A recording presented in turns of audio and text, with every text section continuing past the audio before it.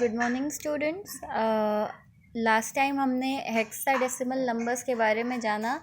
उसको last topic इसलिए रखा है क्योंकि वो टॉपिक बाकी टॉपिक से थोड़ा डिफरेंट था, यानी कि बाकी नंबर सिस्टम टॉपिक्स जो हैं उससे वो थोड़ा सा डिफ़र करता है क्योंकि उसमें अल्फ़ाबेट्स भी इंक्लूडेड होते हैं। And today we will be doing we will be learning the conversion of decimal numbers to hexadecimal numbers. Now hexadecimal is kind of long to say, so we will be calling it hex, hex. Okay, so ये जो hexadecimal numbers हैं ये वो कहते हैं ना बड़ी चीज़ें छोटे पैकेट्स में रख देना, है ना। तो ये वही काम करते हैं। आपको पहले ही पता है कि हेक्साडेसिमल का बेस 16 होता है, या फिर बेस को रेडिक्स भी कहते हैं, तो उसका बेस या रेडिक्स 16 होता है क्योंकि इसमें जितने भी नंबर्स एंड अल्फ़ाबेट्स कंसिस्ट करते हैं वो 16 काउंट करने पे 16 आते हैं। इसमें जो इंक्लूडेड हैं नंबर्स एंड अल्फ़ाबेट्स वो हैं 0 से लेकर के 9 तक, यानी कि 0 से लेकर के 9 तक के नंबर्स एंड ए से लेकर के एफ़ तक के अल्फ़ाबेट्स। तो 0 से लेकर के 9 तक के नंबर्स को वैसे ही लिख देंगे क्योंकि इनकी अपनी डिस्टिंग्विश्ड आइडेंटिटी है, और ए से एफ़ तक के जो एलिमेंट्स हैं ये भी एक वैल्यू को होल्ड करते हैं, यानी कि 9 के बाद 10 आता है, 10 के बाद 11, 11 के बाद 12, 12 के बाद 13, 13 के बाद 14, 14 के बाद 15, और 10 से लेकर के 15 तक की वैल्यूज़ जो हैं वो अल्फ़ाबेट्स होल्ड करते हैं। ए की वैल्यू 10 होती है, एफ़ की वैल्यू 15 होती है, ऐसे ही वैल्यूज़ इन अल्फ़ाबेट्स में डिस्ट्रीब्यूटेड है।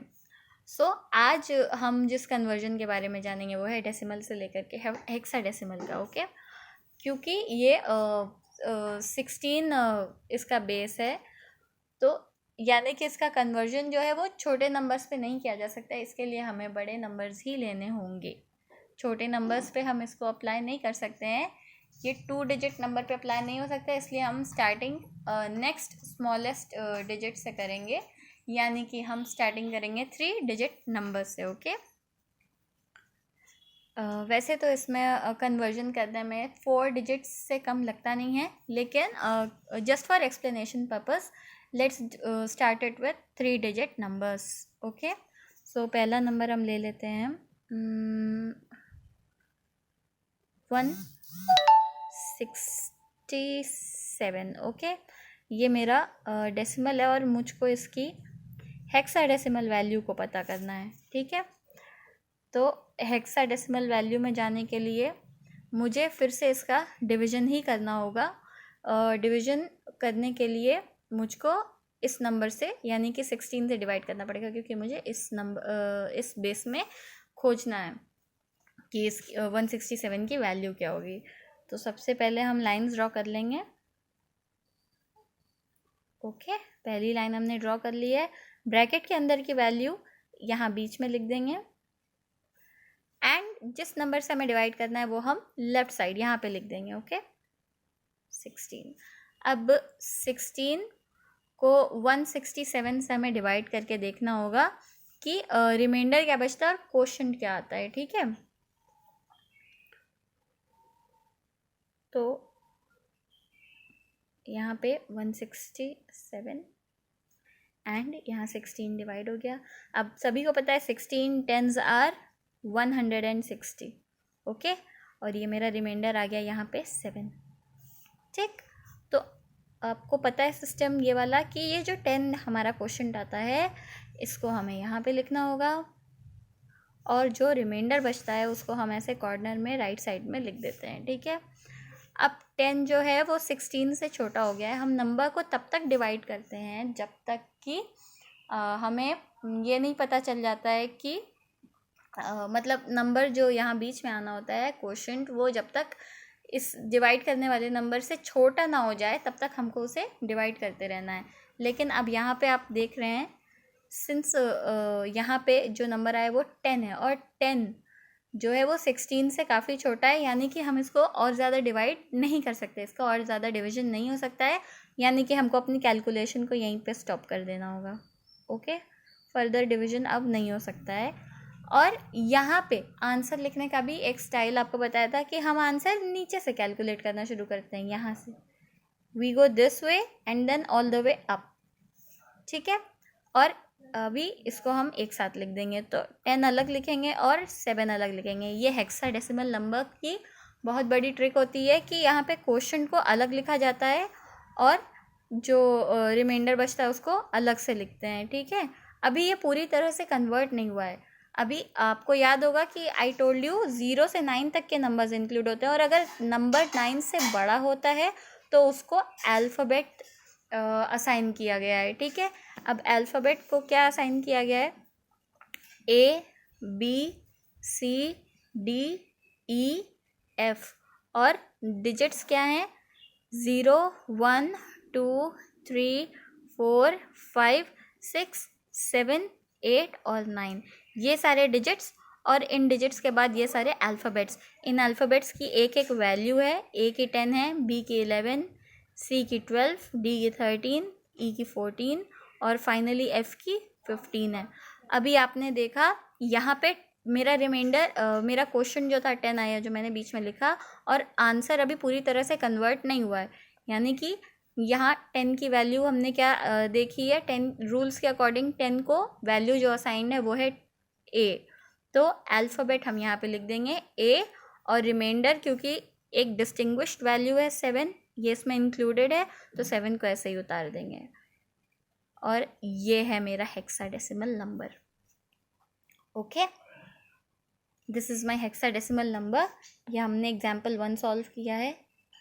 ये बड़े डिजिट्स के लिए होता है। Just for explanation purpose I am using 3 digit number. Okay, एक और नंबर ले लेते हैं। इस बार इससे थोड़ा बड़ा लेते हैं नंबर, और नंबर हम लोग इस बार 3 डिजिट का ही लेंगे। अगला एग्जाम्पल हम लोग 4 डिजिट से सॉल्व करेंगे। ओके, या नंबर हम ले लेते हैं 456, ठीक है। ये मेरा डेसिमल नंबर है एंड मुझको इसकी वैल्यू पता करनी है हेक्साडेसिमल फॉर्म में। हेक्स में मुझे पता करनी है। तो इसको पता करने का तरीका अभी आपको बताया कि जब डेसिमल से हेक्साडेसिमल में कन्वर्जन करना हो तो हम इसका डिवीजन करते हैं। या 4 5 6 ऐसे सेंटर पे लिख दिया। नंबर यहाँ पे हमने क्या लिखा? 16, क्योंकि हमें इसी बेस में कन्वर्ट करना है तो हमें इसका डिवीजन जो है 16 से ही करना होगा। यहाँ पे हम रफ कॉलम ले लेते हैं। Okay, and we will be dividing it 456 divided by 16। Okay, 16 1 ज़ा 16, 16 2 ज़ा 32, ऐसे करके डिवाइड जब करेंगे तो हमें एक वैल्यू मिलेगी 16 3 ज़ार 48 होता है। और यहाँ पे हमारा जो डिजिट आया वो 45 है, यानी कि इसको हमें 2 टाइम्स ले जाना पड़ेगा। तो 16 2 ज़ा 32 माइनस करेंगे, हमें जो 5 में से 2 गया, बचा 3, यहाँ पे 1 बचा, and we will be carrying this down. 136 आ गई इसकी वैल्यू।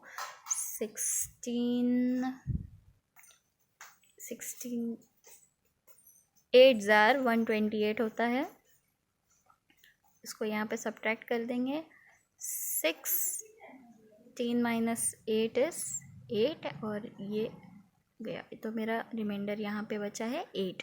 और ये जो यहाँ पे आया है नंबर ये था 28, रिमाइंडर मेरा 8। ओके, अभी नंबर 28 नंबर 16 से बड़ा है तो हमको यानी कि इसको फर्दर डिवाइड करना पड़ेगा। और जब हम इसको डिवाइड करेंगे तो there is no space here, I will be using this place. Okay, यहाँ पे डिवाइड कर लेते हैं। तो यहाँ पे ये आया है ना मेरा भी, इसको इससे डिवाइड करना होगा। 16 से 28 डिवाइडेड बाय 16, 1 टाइम ये चला जाएगा। 16 1 ज़ार 16, और इसको माइनस करेंगे तो हमारी वैल्यू आएगी में से 6 क्या 2 एंड यहाँ पे 12। ओके, तो अब मेरा ये क्वेश्चन को मुझे यहाँ पे लिख देना है। सॉरी, यहाँ पे लिखना 16 मैं भूल गई। क्वेश्चन मैंने यहाँ 16 दे दिया और मेरा रिमाइंडर आया है 12। Okay, this is my remainder, this is my question. तो मैंने इसको अपनी अपनी जगह पे लिख दिया। 1 टाइम गया तो 1 को इधर लिख दिया, रिमाइंडर बचा 12 तो 12 को मैंने इधर लिख दिया, ठीक है। अब यहाँ पे आपको 1 दिख रहा है, यानी कि 1 तो 16 से बहुत ज़्यादा छोटा है, फर्दर डिवीजन पॉसिबल ही नहीं है, तो अब कैलकुलेशन को यहीं क्लोज कर देंगे और इसको लिखने का तरीका जो नीचे से ऊपर की तरफ है उसको फॉलो करेंगे। वो प्रोसीजर यहाँ से लेकर के यहाँ तक गया। लेकिन हेक्साडेसिमल नंबर्स की ये ट्रिक है कि हर चीज़ को एक साथ लिख के फाइनली आंसर कैलकुलेट नहीं किया जा सकता है, तो हमें इन नंबर्स को अलग अलग लिख देना है। 1 इधर लिखेंगे, 12 बीच में लिखेंगे और 8 इधर लिखेंगे। अभी आपको बताया कि हर नंबर अगर वो नंबर 9 से बड़ा है, हेक्साडेसिमल के केस में ये होता है कि अगर नंबर 9 से बड़ा है तो उस नंबर को अल्फ़ाबेट असाइन किए गए हैं, और यहाँ पे हमने देखा कि अल्फ़ाबेट C की वैल्यू 12 है, यानी कि हमारा आंसर आएगा 1C8, और ये मेरा हेक्साडेसिमल नंबर है, यही मेरा आंसर है। ये मैंने कन्वर्ट करके देखा। Okay, so this is how you do it. You need to keep it dividing until and unless you get the remainder. Okay, remainder छोटा हो गया यानी कि आपको डिवीजन वहीं रोक देना है। सो हमने 2 बार ये नंबर्स लिए हैं, and now the number we will be taking is 4 digit number, ठीक है। 4 डिजिट डेसिमल नंबर्स को लेके हम एग्जाम्पल सॉल्व करेंगे। Example 3, let's take a number 1458। ये मेरा डेसिमल नंबर है और मुझे इसे कन्वर्ट करना है हेक्साडेसिमल में। How am I going to convert it? पहले हम यहाँ पे वैल्यूज़ पहले ही लिख लेते हैं। 0 से लेकर के 9 तक की वैल्यूज़ तो आपको वैसे ही लिख देनी है क्योंकि ये डिस्टिंग्विश्ड आइडेंटिटीज़ हैं।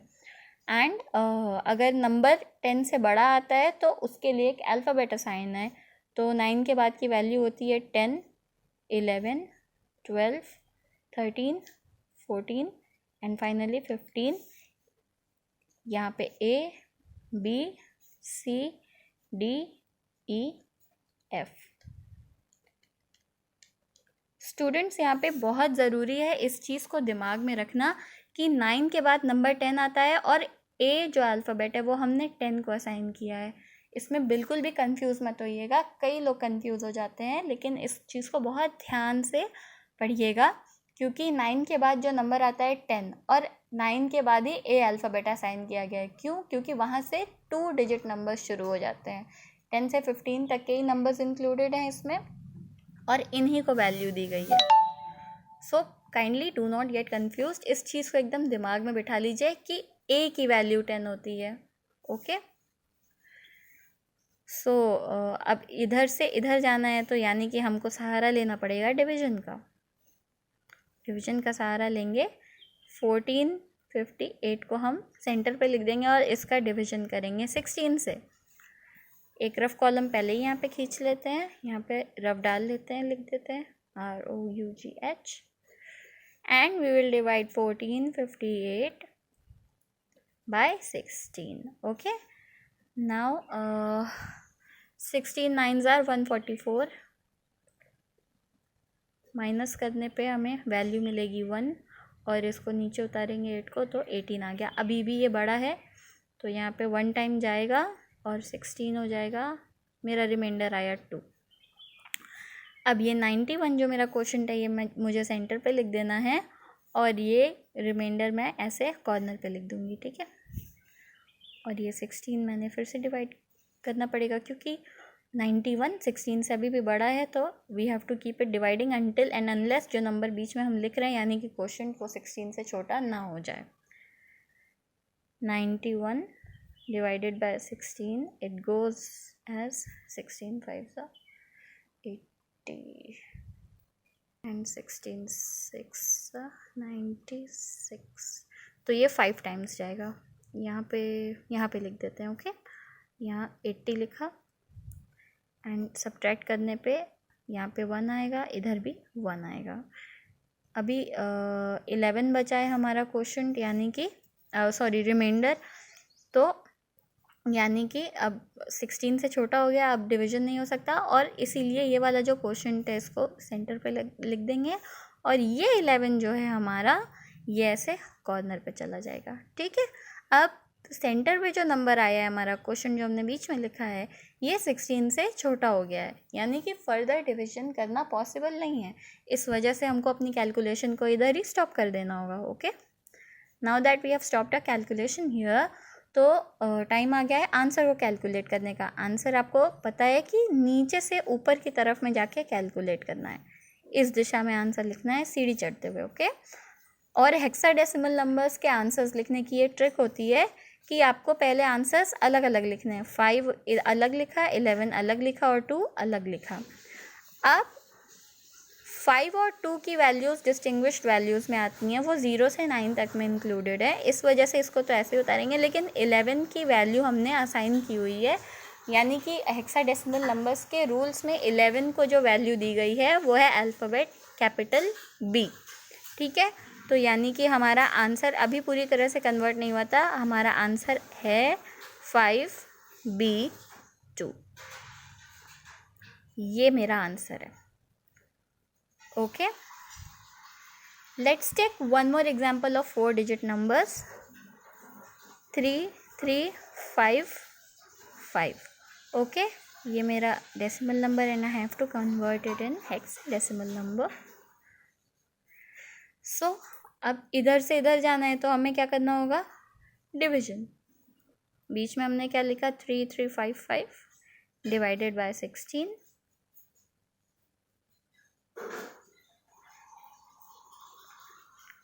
16 1 ज़ा 16, 16 2 ज़ा 32, और यहाँ पे आया 1। क्या डाउन हमने लिखा 15, लेकिन 15 16 से छोटा है तो हम यहाँ पे 0 लगा के लिखेंगे 5, और 16 9 ज़ा 144, तो यहाँ पे फिर हमारा जो रिमाइंडर बचा वो था 11। ओके, तो 209 जो हमारा क्वेश्चन आया उसको हमें यहाँ पे लिख देना है, और रिमाइंडर को हमें राइट साइड पे लिख देना है। अभी भी 209 जो है वो 16 से काफ़ी बड़ा है, तो हमको उसे फर्दर डिवाइड करना होगा। तो 209 को फिर से डिवाइड करेंगे नंबर 16 से। 16 1 ज़ार 16, या 4, हमने नीचे लिखा 9, 16 3 ज़ार 48, रिमाइंडर बचा 1, और मेरा क्वेश्चन आया 13, तो ये रिमाइंडर को मुझे यहाँ पे लिख देना है, एंड क्वेश्चन मेरा 13 यहाँ पे आ गया। ठीक है, अब 13 16 से छोटा हो गया, यानी कि फर्दर कैलकुलेशन पॉसिबल नहीं है, इस वजह से आंसर यहीं रोक देंगे और कैलकुलेट करेंगे नीचे से ऊपर सीढ़ी चढ़ते हुए। हमने क्या लिखा है, 13 लिखा, 1 को अलग लिखा और 11 को अलग लिखा। अब यहाँ पे केस देखा आपने कैसा है, 13 और 11 दोनों ही 9 से बड़ी वैल्यूज़ आई हैं हमारी, यानी कि इन दोनों नंबर्स को अल्फ़ाबेट असाइंड है। 13 को D असाइंड है, 11 को B असाइंड है। ओके, तो हमारा आंसर जो है वो है D1A। ये है मेरा hexadecimal number. Okay, do not confuse, it's not I, it's 1, D1A। Okay, this is the answer. इस नंबर को जब हेक्सा में कन्वर्ट किया तो ये आंसर आया। Okay students, so I hope this is clear, and if this is not clear I will make one more video for you to understand. Okay, till then, if the concept is still not clear, I would like you to watch it once more. Take care and do not step out.